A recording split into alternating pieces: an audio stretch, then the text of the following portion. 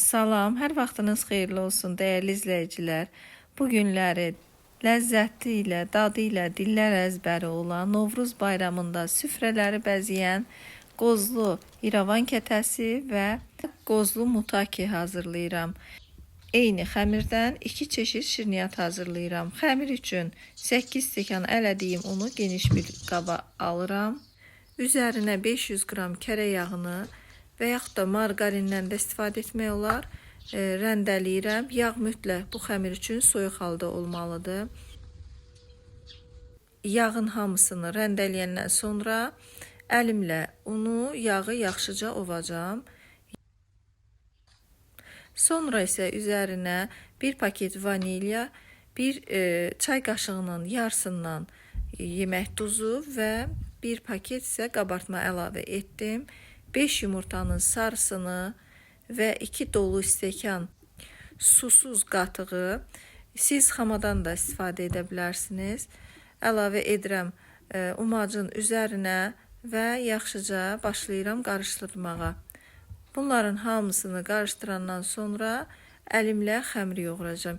Xəmiri çox yoğurmağa ehtiyac yoxdur. Bu döymə xəmirdir. Ona görə də biraz 5-6 dəqiqə yoğuracaq əlimizlə, tamam qarışsın.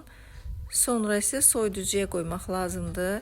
Yarım saat soyuducuda qalsın. Mən onsuz çöldə, soyuq havada hazırladığım üçün soyuducudan istifadə etmirəm.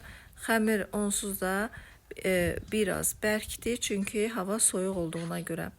Elə saxlamadan da xəmiri hissələrə ayırdım. 8 stəkan undan hazırladığım xəmirdən 4 ədəd böyük kündə və bir dənə isə kiçik kündə tutdum. O kiçik kündədən isə mutaki hazırlayacağım. İçliyi hazırlayıram.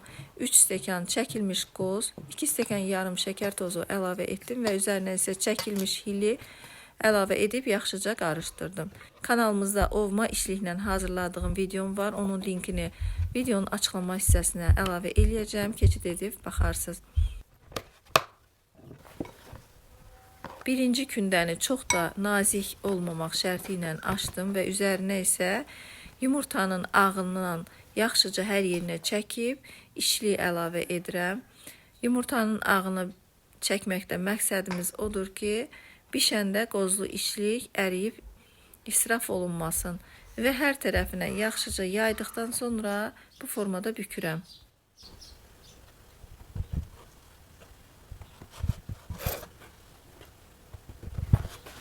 Bükdükcə gördüyünüz kimi üzərindən də biraz əlimlə belə basıram ki, xəmirin arasında boşluqlar qalmasın.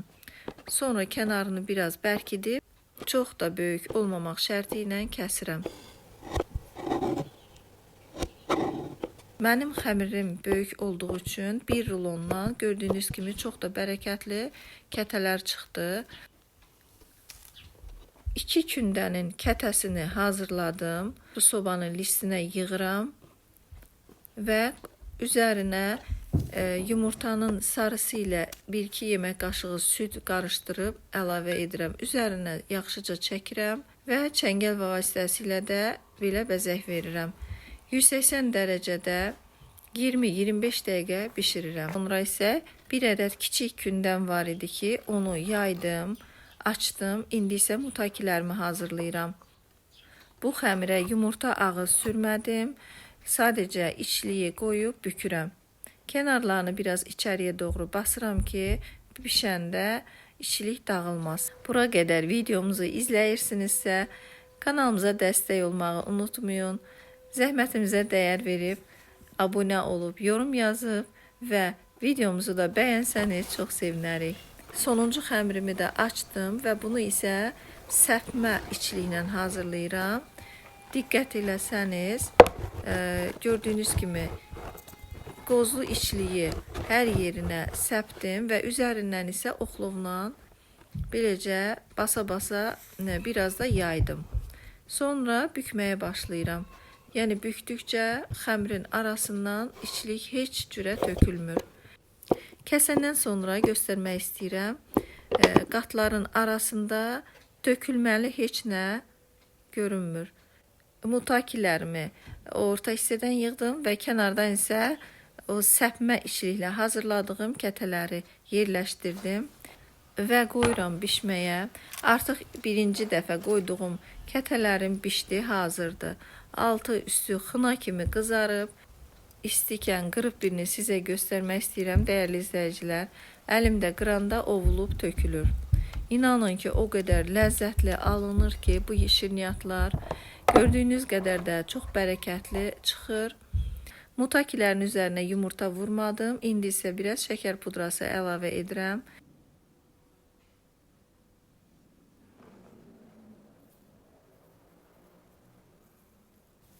Birini qırıb göstərəcəm. Çox gözəl alınıb.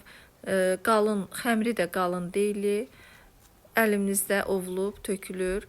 Və bu isə səpmə işçiliylə hazırladığım kətədir. Həm yumuşaqdır, həm də ovuntuludur.